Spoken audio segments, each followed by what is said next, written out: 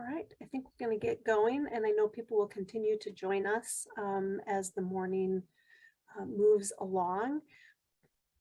My name is Tracy Laliberty, and I'm the Executive Director for the Center for Advanced Studies in Child Welfare, or CASCW, as we refer to ourselves. And we're located at the University of Minnesota. And it is my privilege to welcome you today to our 23rd Annual Child Welfare Conference. I would like to start by first acknowledging that our university and the land that we are located on is the unceded, traditional, ancestral, and contemporary land of the Dakota people, who are the first people of Minnesota Makoche. By offering this land acknowledgement, we affirm tribal sovereignty and work to hold the university, ourselves, our learners, and our partners accountable to Native American peoples and nations. We also acknowledge slavery's deep roots and recognize the significant role that captive and free African Americans have played in building our country, the United States of today. The work of the center is focused squarely on supporting, educating, and enhancing the child welfare workforce, and thus is dedicated to increasing the knowledge base of professionals. One way that we do this is to continue to examine issues that challenge the child welfare workforce as we evolve and continue to learn in our practice.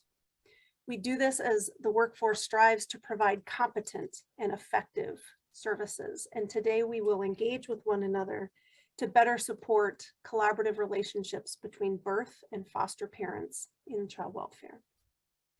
Today's conference is made possible by federal Title IV funds that come to us through the Minnesota Department of Human Services, and by support of the College of Education and Human Development and the School of Social Work here at the University of Minnesota. So we want to acknowledge and thank those sources. In addition to today's conference, we are finalizing a new issue of CW 360, and I think you'll hear more about that later in the conference. The title is the same as our conference, Supporting Collaboration in Birth and Foster Parent Relationships.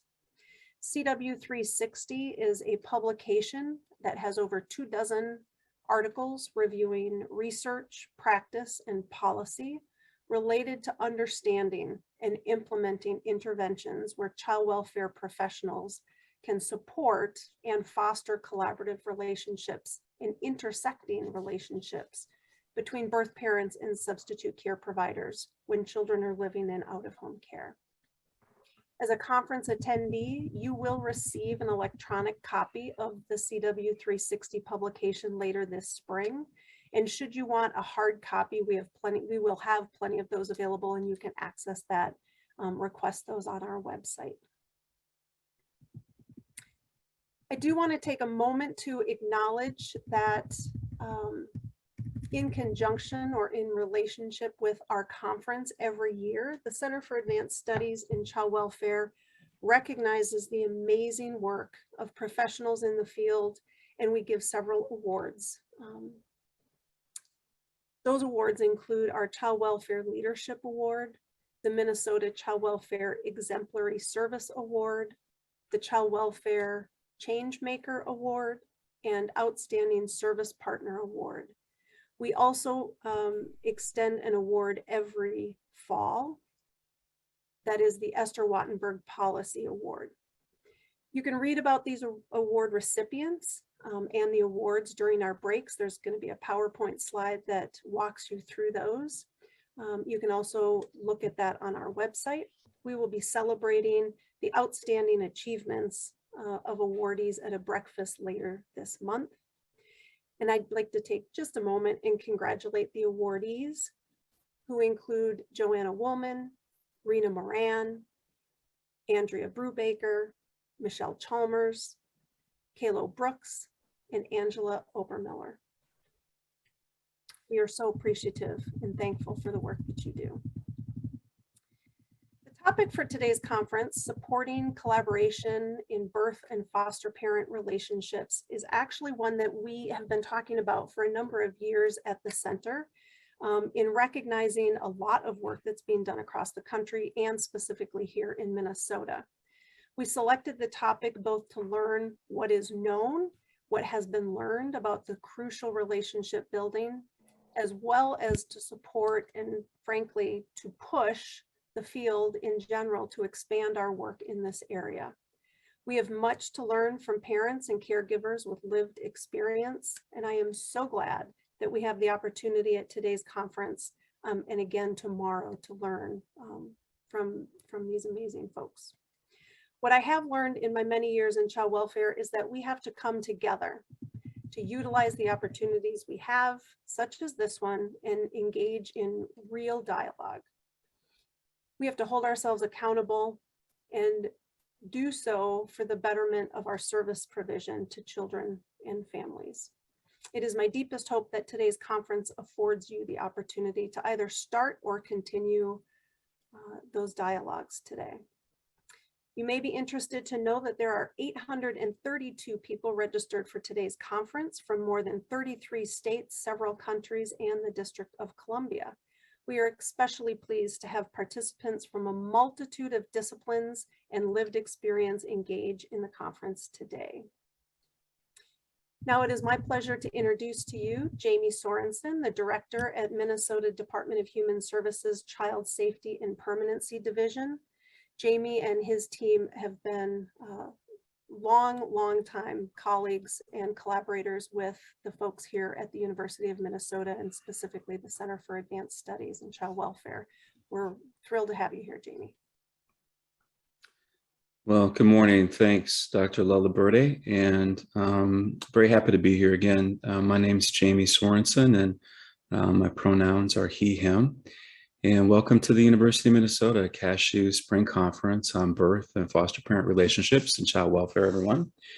It's an honor today to be with county and tribal child welfare workers and supervisors, care and service providers, youth, and those with lived child welfare experience, advocates, academics, and others who commit their time and energy to investing in future generations.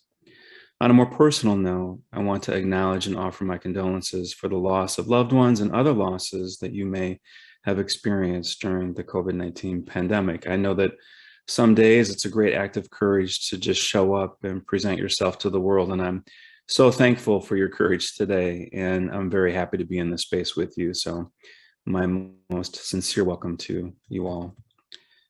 My team and I at the Minnesota Department of Human Services continue to work hard every day in our efforts to improve the policies, resources, environment, and landscape within which we ask you to do the very hard work of attending to the safety and well-being of Minnesota's most vulnerable children and families. Whether it's advancing Family First Preservation Services Act, driving equity for all children and families, ensuring an environment of collaborative safety rather than blame, developing and advancing legislative proposals, fighting to protect the Indian Child Welfare Act, striving for an improved electronic case management system and reducing paperwork, advocating for child welfare workforce immunity in the provision of public child welfare services. We have you and Minnesotans that we are committed to at front and center all times. Much of our work may not always be visible to you, but it is ever present, and our commitment to you is untiring. We have all been in an extended period of increased demands and unique challenges in our efforts to connect with families and navigate the distress of COVID exposure and transmission. These professional demands, challenging workplace climates, and exposures to trauma require us to attend to our professional self-care more than ever. You are all vital to building safe and healthy families and communities throughout Minnesota. In your daily work, we ask you to make big decisions, and sometimes based on incomplete and imperfect information. Because of all of these challenges and the complexities we're navigating these days, I think it's helpful to sometimes go back to the basics of what brings us to this work. A renewal of our passion for children and families, an emphasis on clear communication, working to be an attentive and good listener, a focus on being a good team player, lifting up empathy as a primary lens through which we view our work, and setting clear personal and professional boundaries. When it all feels like too much, you may find solutions in going back to these core basic principles of our work.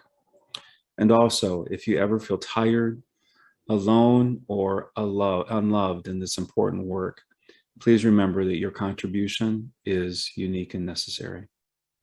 Thank you, and I will turn it back over to Dr. Lilliberte. Thank you so much, Jamie. We really appreciate having you involved today, and really extend to everybody across the country that the presentations and the content that we're going to be talking about are nationally applicable, and are things that we do want everyone to be paying attention to and engage in dialogue around. Before we begin the program, I do want to thank Stacy Gehring, who you're going to hear from in a moment, Denise Cooper, Crystal Fernandez, Nora Lee, and Karen Sheehan, our outreach team here at CASCW, for their hard work and contributions to the 2022 CW360, as well as the creation and implementation of this conference. It is a lot of work, and we appreciate all of what you do. And now I'd like to introduce Stacy, who's going to cover some logistics for the day, and then we'll get going with our first speakers. Good morning, everyone. I'm Stacy Gehringer, the Director of Outreach at CASCW. We're really excited for our conference lineup today and tomorrow. We're just going to get these logistics out of the way and get started with our keynotes. So CEUs will be emailed out to all attendees within a week. This conference is being recorded. Presenter PowerPoint slides will be available if they've provided them, and we'll post those on the CASCW conference website. Different types of virtual gatherings allow for different types of participation. And because we had over 800 registrants for today's conference, we cannot host an open chat, but we really encourage your participation in many other ways. So please submit questions using the Q&A function. We'll provide the presenter's contact information as well as CASCW's contact. Engage via social media, including Facebook, Instagram, Twitter, and LinkedIn. I'll put the hashtag in the chat. And then finally, the Q&A, most of our sessions have built-in time for Q&A. I'll let you know if we're going to have time. Please do use that function, and the questions will be addressed at the end of each session. We might have limited time for questions, but we'll do our best to get to as many as possible. And then all presenters have shared their contact information. If for any reason there's far too many questions, we are open to creating a Google Doc parking lot where we can put the questions and get them answered for you all to see. All right, that's enough with the logistics. I'm so excited to introduce to you our first presenter today, Shrounda Selivanoff and Katie Biron. These two are national child and family well-being advocates. Sharonda is a kinship caregiver and child welfare system impacted parent, and Katie is a resource caregiver and adoptive parent. This session will leave you pondering, what is my why? By sharing their stories of transformation with you, Katie and Sharonda will make you laugh, cry, and most importantly, learn and grow. We welcome you, Katie and Sharonda.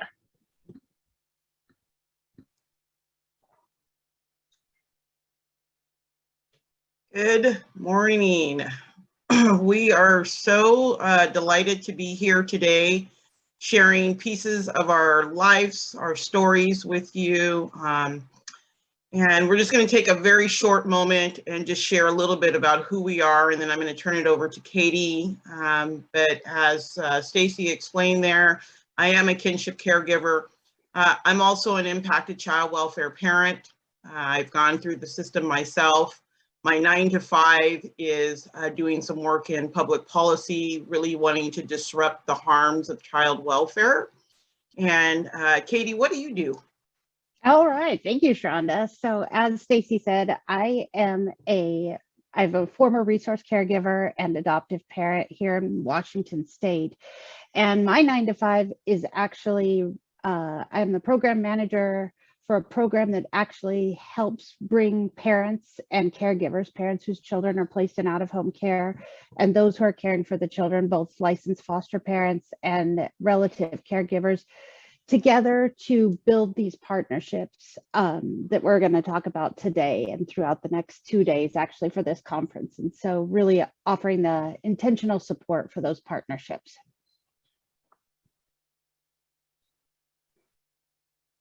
Thanks, Katie. All right, you're gonna break them off something here? All right, I'm going to kick you all off with a little Okay. bit about my story, and we are going to have some time for questions and answers at the end. So if you want to pop those in the Q&A, Stacy will be putting those together, and we will be happy to answer as many as we can for you. And so a little bit about my story. How did I come to sitting here today? So my story starts about 17 years ago, and my husband and I wanted to adopt a baby. And we went through the foster parent classes because that was something that was required of us.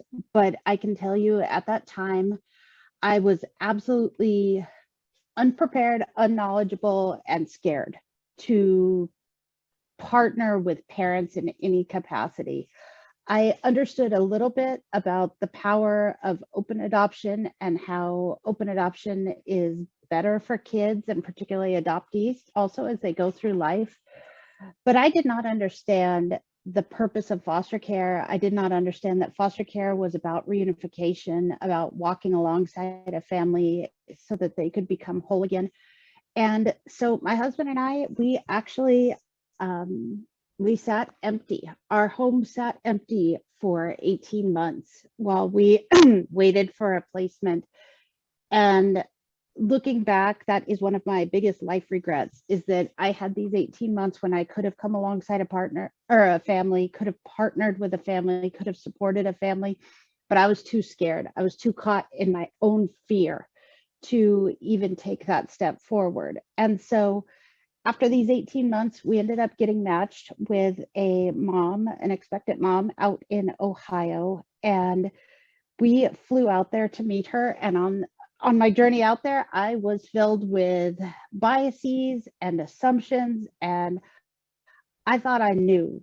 And it turns out that my daughter is part of a large sibling set, and I thought I had a good idea of what would bring a family into the system such that multiple children had been either removed and placed in other homes.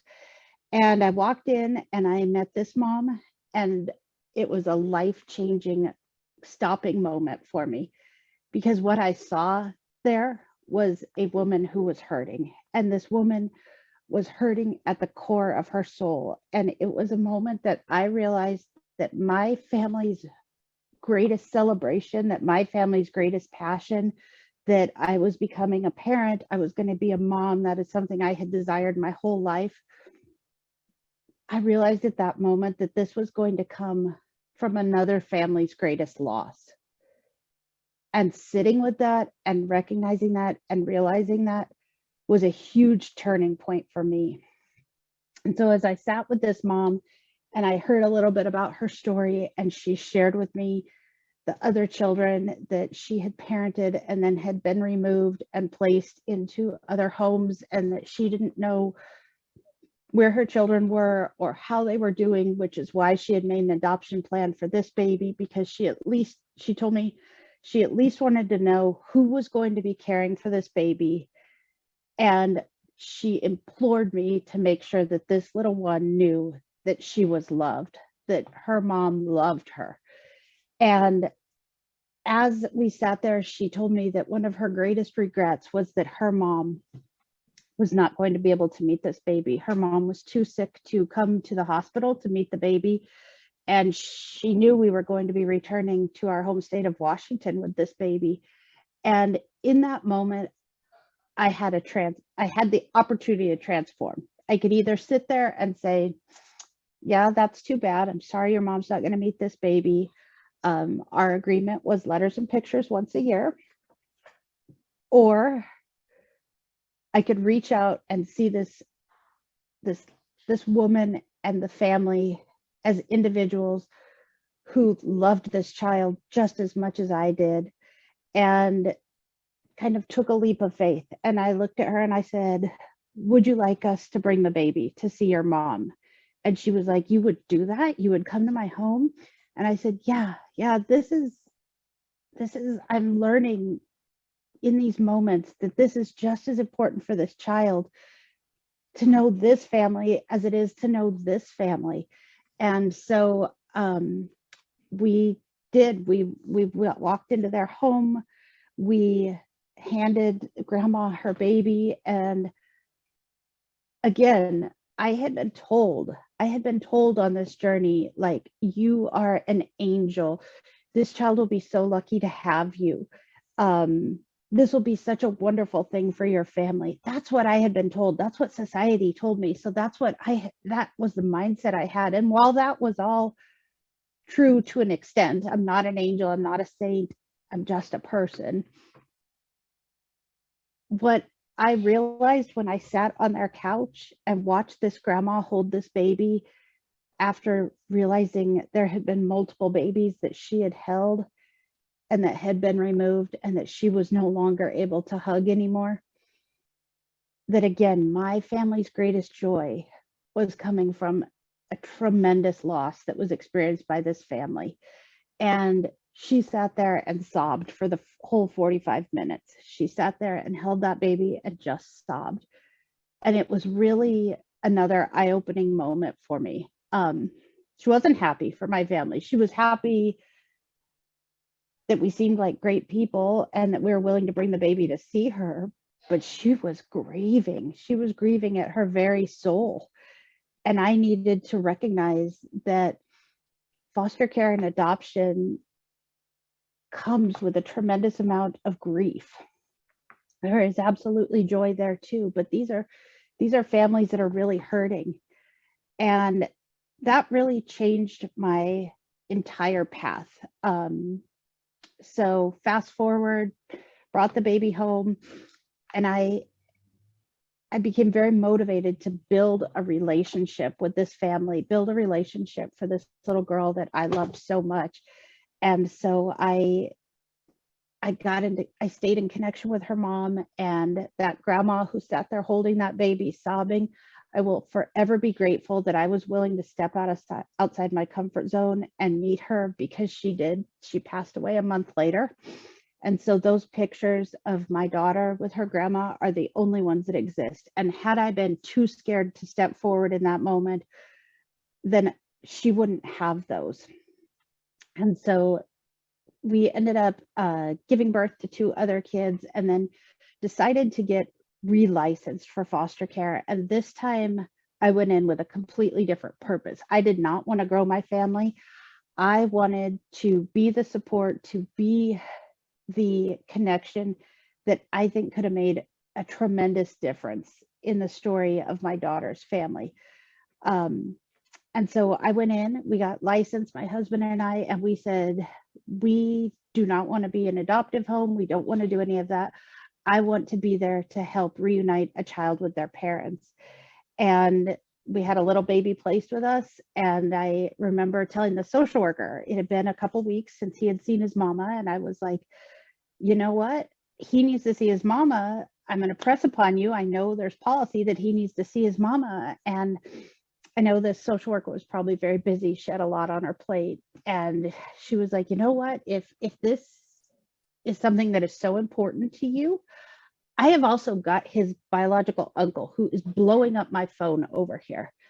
And if this is so important to you, the 2 of you can get together and figure this out. And so here is his number. Go call this uncle and go forth. And I remember thinking to myself, I'm like, oh my gosh, this is not what I meant. I meant you facilitate a visit with his mom. And I really had another transformational moment where I was like, am I going to do what I say I'm going to do? And so I called up this uncle, and I will tell you, this was a very frightening moment for me. I had no idea what I was getting into. And we arranged to meet at the Starbucks and Target, because here in Washington State, there is a Starbucks on every corner and in every store. And so of course there was one at Target. And walking in, I remember I was going to go meet this uncle and this little baby's mom. And I had a 5-year-old and a 3-year-old hanging off my cart. And then I had 2 baby car seats in the cart. And I remember thinking, this is either the smartest thing I've ever done or the dumbest thing I've ever done. And I was like, here we go. And so I pushed my cart into Target, and I met this uncle who fell apart the instant he saw his little nephew. I met this mama and handed her baby, and saw the absolute love and just heartache at being separated from her baby. And that just really started a journey of building extended family, of really partnering together with this family and other families of children I've cared for to really build this extended family. And today, I'm still in contact with so many of these people for a multitude of reasons. We ended up adopting that little baby, but his mom co-parents with us. He calls us both mom. He's not confused. He just has two moms. And he has his Uncle Rob, but all my kids think of that as Uncle Rob. He's not just Grayson's uncle, he's everybody's fun uncle. And so really my journey took me from being scared and unsure and unwilling to step outside of my box to a place where I'm redefining family, and that our family may look really confusing on paper. If you were to draw a family tree, it's all over the place and doesn't make any sense. But to my family, all they see is a whole bunch of people that love them and an inclusive family of all their important people in their lives. And so with that, I'm going to turn it over to my good friend and colleague, Sharonda. Sharonda, can you tell us a little bit about why you're sitting here today? Absolutely. Thank you so much for that, Katie. I appreciate all that you just shared here. First of all, I just want to say thank you to the Center of Advanced Studies in Child Well for bringing us here together today and for the invitation that I've received to share with you. I want to start off by just telling you that I'm a disruptor. It is my life, work, and passion to heal wounds. As we as people, we are not broken, we are hurting. In my family, I want to disrupt the legacy of child abandonment. That is really a big wound in my family. In the child welfare system, I want to disrupt the system in its current infrastructure. I want to tell you that when we are brave and bold is when we change the world. There's a quote from Socrates, and it says, "The secret of change is to focus all of your energy not on fighting the old, but building the new." Here is my new. I'm going to talk to you about a new way of supporting kinship caregivers and why we should shift our mental model of what it means to be a foster parent and how to do it. Here is my why.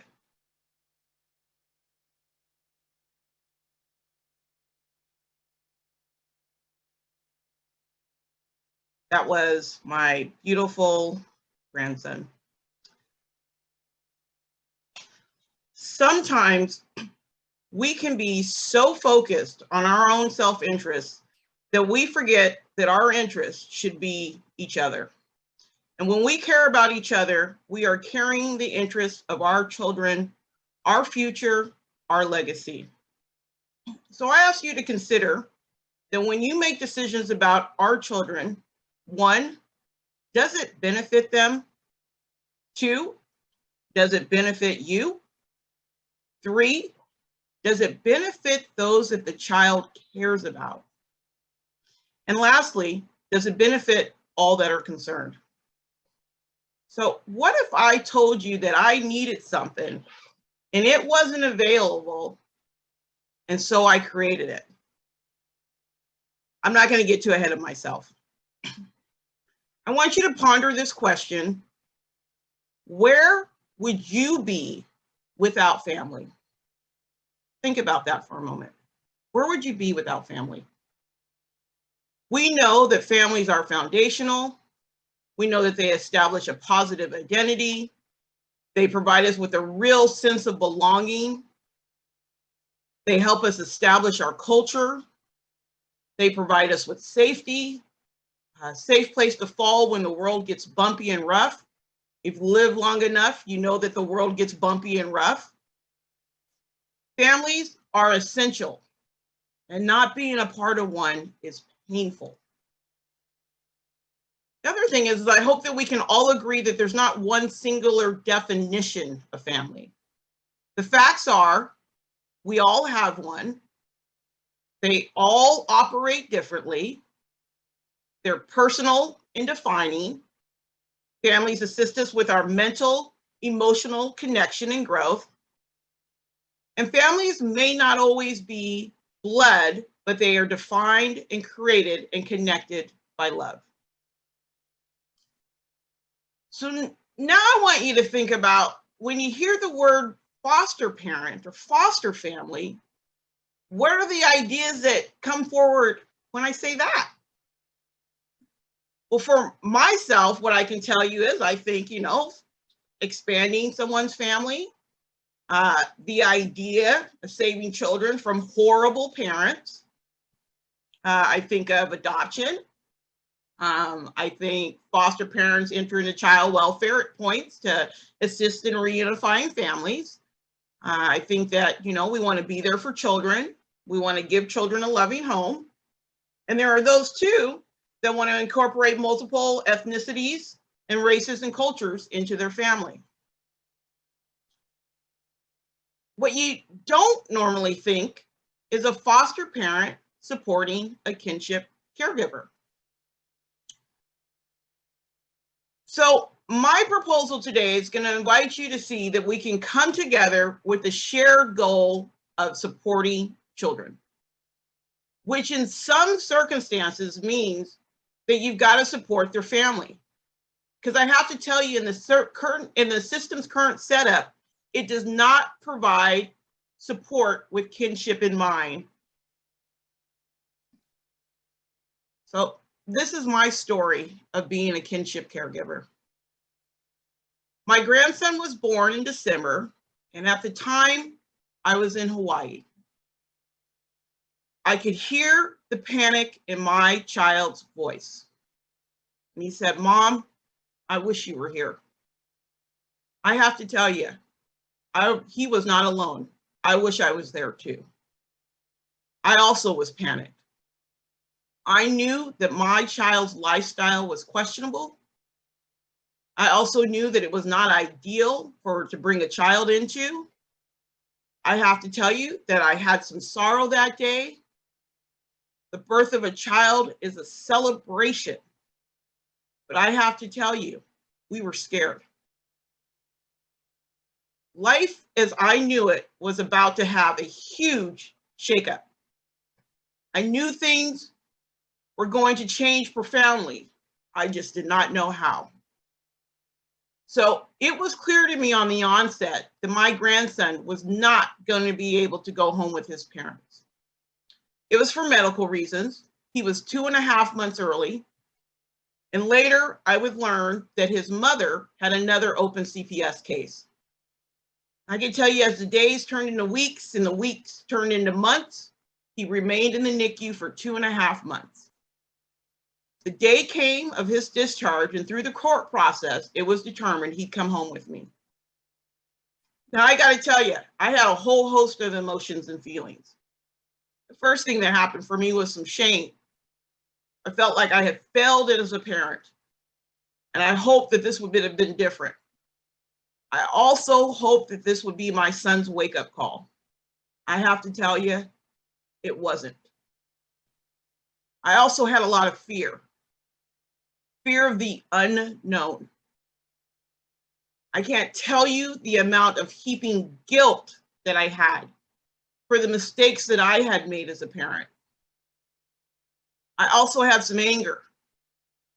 I was angry at my own child for not showing up to care for his kid, along with some grief for my son, my child, who was lost and unknown to me. I also had some resentment for being put in this position. At some point, I also experienced divided loyalties, really having to choose sides between families, between my grandson and my son. And I can tell you, if I stayed in those emotions, I would not have served me in supporting and caring for my grandson. Through the court process, my grandson's parents were allowed to stay in my home and be there with their child. His parents came to my home for a few days, but eventually, I have to tell you, they were off and running once again, and they left me to care for my grandson. I got to tell you, this was not my plan. My community rallied around me. However, I was not prepared mentally or emotionally to take on the huge responsibility of caring for him forever. I have a teenage daughter. I was working full time and I was going to full time. My circumstances did not scream, yes, let's take on a high needs newborn. I will absolutely never forget the day that I sat in the department's parking lot, sobbing, getting ready to go in them and tell them, find my grandson a home. However, my supports that day convinced me we could do this. We could care for him. And so I said yes that day, but I got to tell you, I was not convinced. And so I sought out to secure a family that would be open to maintaining a relationship with me as his grandma. And so I met Amy, Ryan, and Jane. I have to tell you that when we all came together, we were transparent about our agendas. Theirs was adoption, and mine was to maintain a connection. As a single mother and extended, they had spent time with my grandson when I went on business trips, or I had that all-nighter assignment I could not get done. I'm so glad I'm done with school. They were incredible. They loved my grandson immensely. And as the weeks turned into months, a few things were happening. First of all, due to me not being incredibly overwhelmed and stressed, I was falling for my grandson. And I have to tell you, the foster family was falling for him too. And the day came, it was evident to everyone that he was going to stay with me. However, Amy, Ryan, and Jane wanted to stay in his life. I want you now to meet my grandson's new and expansive family. What they brought me was another relationship of support invested in my grandson's well-being, also in mine. I want to tell you that their investment in love for my grandson provided me with the time to process and to move to healing. I also want to say that my grandson has received the best of me. So the question, of course, is, how did this really come to be? Well, I had an idea and I went to the child placing agency asking for help. What I needed to do was identify a family that from the onset welcomed me into their family, because I had not decided that I was willing to let him go. The child placing agency person immediately let me know, hey, we don't normally do this type of parenting. And I said to him, why not? She didn't have a good answer. She said, let me reach out to someone. See, she had those relationships and knowledge of folks that might be open to such an idea. My question is, why don't we think about supporting kinship that are abruptly asked to care for their loved ones? I think that there's a myriad of reasons. Some folks might think that they have family to support them. Others might say it's their responsibility, that idea that the apple doesn't fall far from the tree, which in my mind translates to they deserve what they get. And I'm not really quite sure how that idea serves children, but I'm not going to derail us. Kinship and foster parents are asked to do the same exact thing, care for children. We do not second guess that foster parents need support. And the current setup provides a whole host of supports to foster parents. And kinships are offered and receive fewer services. One consideration for you to ponder is the emergent nature of a kinship caregiver compared to the decision and the preparedness of choosing to foster, which translates to the need for support. What we know is the more support kinships receive, the more likely relatives will be able to step up and care for their family. What the research says is that children being with kin, that they will have fewer placement disruptions. They're less likely to be in the juvenile system. the child will have a better sense of well-being and fewer behavior incidences. We know that kinship caregivers play a critical role in supporting children and families. I want to tell you why it's so important for my grandson to be here with us.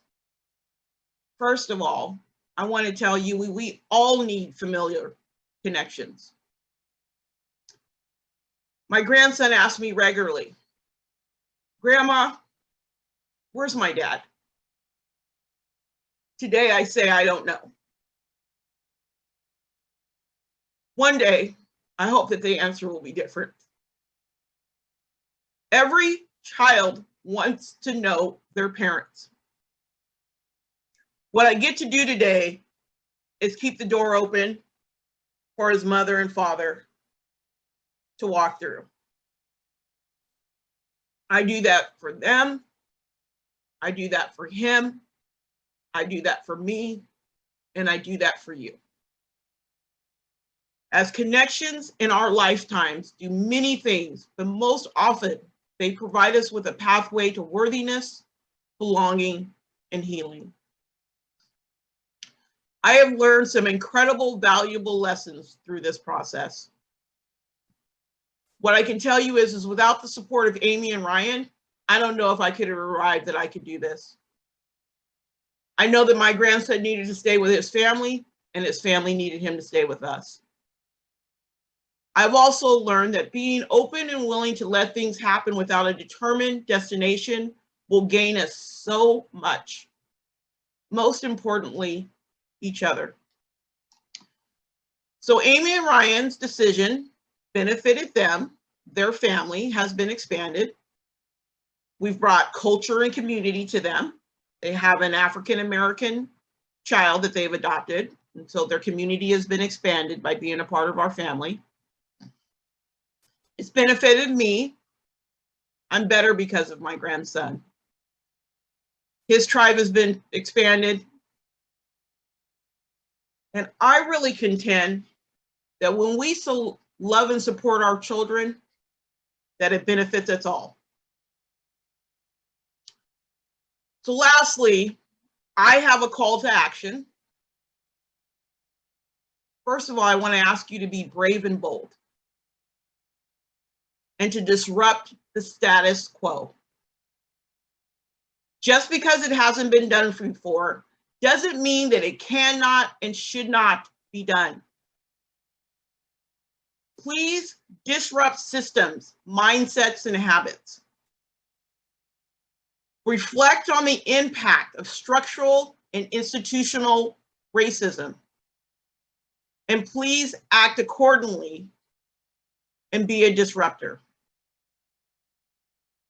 I ask that you also invest in your community.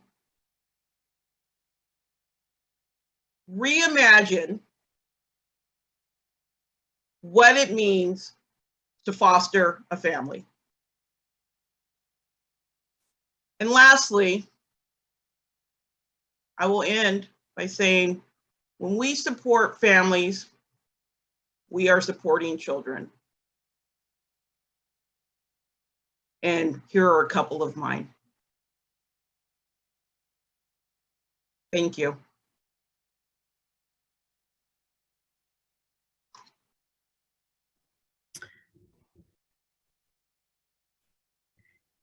Thank you, Sharonda and Katie.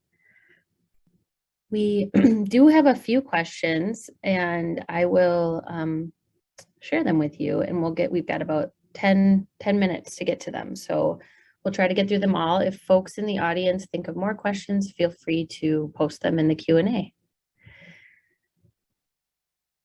So Sharonda and Katie, the first question, how did you guide your children in answering questions from others about their family throughout their life? Explaining to having two moms or adoptive and birth siblings.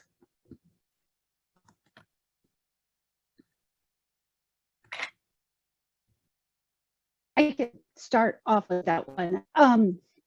Well, so my oldest daughter has 11 siblings between her birth family and the siblings she has in our family. And she has always kind of enjoyed shocking people with that. She'll be like, did you know I have I think it's 6 brothers and 5 sisters? And they're like, you only have 3 brothers and sisters. And she's like, no, really, I do. And inevitably the friends will end up at our house and they're like, do you know what Emma said at school? Emma says she has 11 brothers and sisters. And I'm like, nope, she's right. She's right. And so in that way, it's always been something I think she's been very proud of. However, I have found this to be a very challenging thing. Like, I can't find a children's book that really explains to community how children's families can look different, how, when I described our family tree, looks very complicated, how to explain that to others. And I have certainly looked. I have read children's books about adoption and foster care, and not found what I was looking for that really celebrates that family can look all sorts of different ways. And so besides teaching my children and letting them know that it's absolutely okay to talk about all of their loved ones in our home, and that they don't ever have to be worried that my feelings are going to be hurt if they're talking about mom and it's not this mom, it's the other mom. So I have been working on writing a children's book to really encompass these other types of families, so that we can really normalize that families look all kinds of different ways, and that is okay. And it doesn't have to, a child shouldn't feel that they are different or that they are wrong if their family doesn't look like the nuclear family we all kind of grew up imagining. And so we just really do a lot of open conversation in our home. And I think we as adults tend to complicate it a lot more than kids do. I want you to think about the fact that many of us have multiple aunts. So you might have an Aunt Sue and an Aunt Bridget and an Aunt Karen, but none of us are confused. Like, who are all these women in my life? And who is that woman in my life? And how do they relate to that woman? We all just kind of grew up having multiple aunties, and that's okay. And to children who are raised just knowing the love of all these different people and redefining an extended family, having 2 moms is no different to them. It may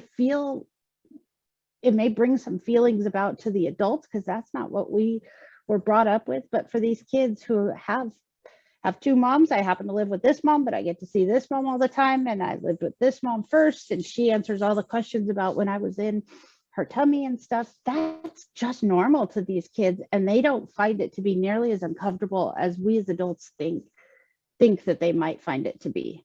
So.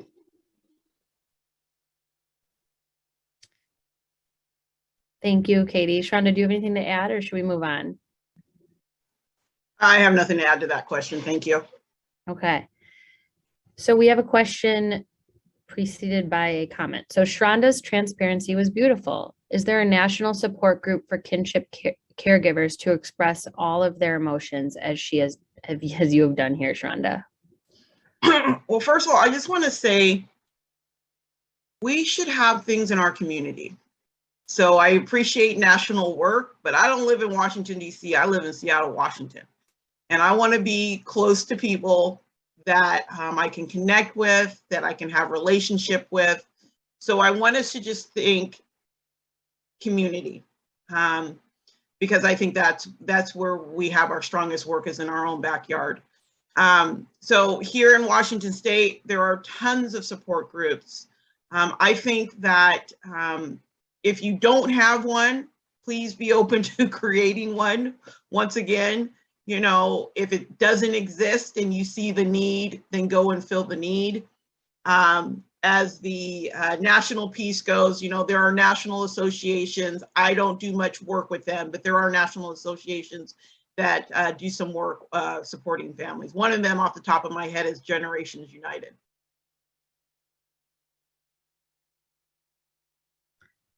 Very good. We have time for a few more questions. Sharonda, this is also directed toward you. Sharonda, what was the best thing your CFS or child welfare worker did to support your relationship with the foster parents? Okay. First of all, I'm going to tell you, I don't ask people's permission to have human connection with another human being. I think that's nonsense.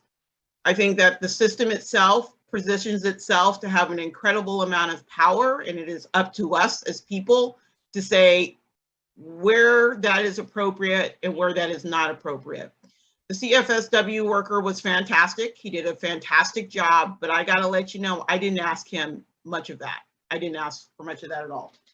I want to make sure before Stacy, before we get out of here, because I see this woman's question that says that she's confused, and I don't want you to walk away here confused. So Stacy, can I transition real quick? Yep, definitely. Take it away. All right, sorry. It says these two women were amazing. It's been a pleasure to hear from them, to hear their stories, but I'm a little confused with the setup on Sharonda's grandson. He has been legally adopted by a set of foster parents, Amy and Ryan, and Sharonda has open access to them, or is she considered a kinship parent? Just want to be sure I'm understanding. I have placement of my grandson. Initially, I was seeking a foster family. They are foster parents. I did not let him go into the system, so I maintain relationships with Ryan and Amy, not as their foster family, but as my friends. So he is not legally adopted. He will be, currently we are still in the system, and I'll be looking at our options, which will be either guardianship, more than likely guardianship, or adoption. So I just wanted to provide that for some clarification for you. Excellent. Thanks, Sharonda. Let's see. I think we have time for one or two more questions. This question is probably aimed at both of you. Do these changes need to be preceded by policy changes? I would say they don't have to be, but it's sure a lot. Well, no, I'm actually going to say no. We can't wait. I learned this from a very wise woman named Sharonda. We can't wait for policy or legislation to catch up with us before we start really redefining the meaning of family and building these human relationships that are core to all of us.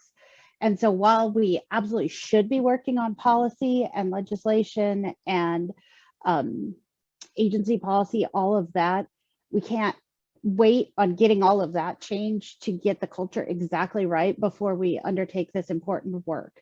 And so should we be working on that? Absolutely. We should be working on it becoming part of agency culture to support these relationships. You heard me talk about a relationship that is considered kind of outside the box, where two families came together and we co-parent this little boy. You heard Sharonda talk about a relationship that's outside the box, where a foster family came alongside her family and they formed a new family to care for this child. And that kind of untraditional family, where it's not the typical path of child is removed from family, services are offered to parents for a while, eventually parental rights are terminated or relinquished, and a new family is formed through adoption. We need to start rethinking and letting folks know that this is absolutely okay to kind of redefine family. What is going to work for this family? I can tell you it made folks in the department pretty uncomfortable that we would sit next to Grayson's mom in court and just talk. Like, at this point, we had known each other for about a year and a half. We were well into building our new extended family, but that made folks really uncomfortable because they're so used to this adversarial relationship and keeping foster caregivers far away from the parents, and that should be really a siloed thing where parents are over here and the caregivers are over here and never the two shall meet. And so policy change needs to really work on this becoming the norm. So asking each family, what do you need?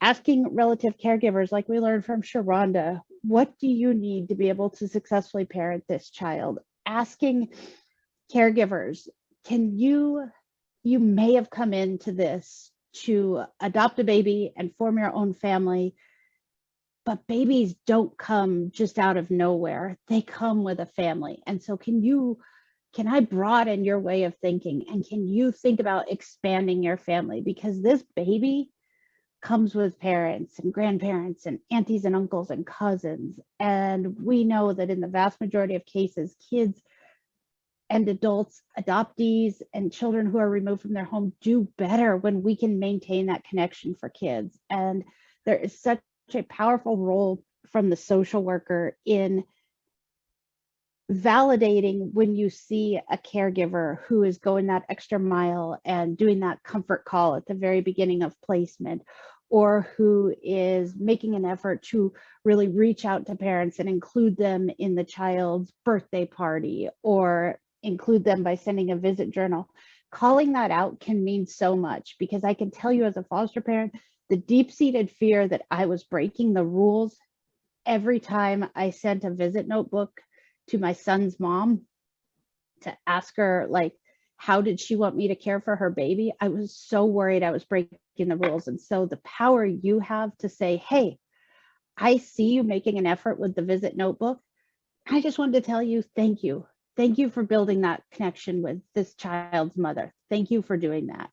And so, long story short, yes, we need to change policy. Yes, we need to change practice, but we can't wait for those to change before we start doing this essential work of prioritizing human relationships and connection. Yeah, I'm just going to make this super short. We don't need permission to be in relationship with each other. That's nonsense. And we, as people who come into this work really wanting to support children and families, don't need a policy to say, people need connection. This works for children. This works for us, and we are going to do it. Okay, I think that's a good note to end on. We do have more questions coming in right at the last minute, but we're going to wrap it up, as always, with Sharonda's powerful words. So thank you so much, Sharonda and Katie, for being here this morning. I know everybody is incredibly inspired and motivated by your presentation. As we mentioned, the contact information is on the screen. Katie and Sharonda are open to anyone reaching out. And we will also provide the resources on the conference page, anything they mentioned, and some of the work specifically that Katie is doing with her program. So we will now be moving on to our next presenter. Thanks again, Sharonda and Katie.